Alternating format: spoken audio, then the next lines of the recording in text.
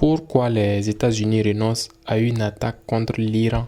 Mesdames et messieurs, bienvenue dans cette nouvelle vidéo consacrée à la situation entre les États-Unis et l'Iran. Nous allons voir les principales raisons qui ont conduit les États-Unis à renoncer à attaquer l'Iran après plusieurs jours de tensions accrues entre les deux parties. Comme première raison, il s'agit du risque d'un embrasement régional.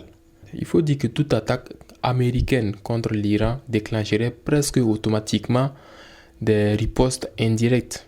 Hezbollah au Liban, milices en Irak, Houthis au Yémen, pression sur Israël et des bases militaires américaines dans le Golfe. Plusieurs pays arabes ont ainsi averti Washington qu'une attaque deviendrait incontrôlable et déstabiliserait toute la région. Les Américains évitent un scénario généralisé au Moyen-Orient. Deuxième cause, il s'agit de la pression des alliés américains dans la région.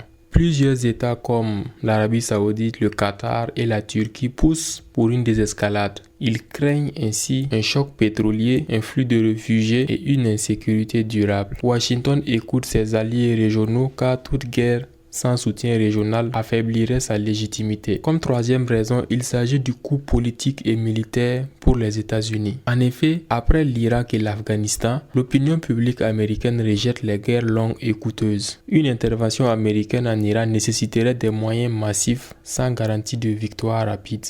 Politiquement, il serait risqué pour toute administration, y compris l'administration Trump. Comme quatrième raison, il n'y a aucune garantie de victoire stratégique pour les États-Unis. Bombarder l'Iran ne ferait pas tomber le régime.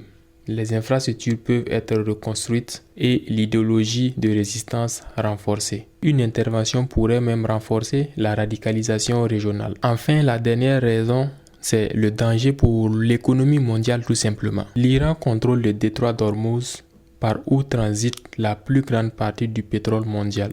Une guerre provoquerait une flambée des prix de l'énergie, une inflation mondiale et une instabilité économique. En conclusion, il faut retenir que les États-Unis ne renoncent pas à faire pression sur l'Iran. Ils privilégieraient tout simplement la dissuasion militaire, les sanctions économiques, la diplomatie indirecte et les alliances régionales.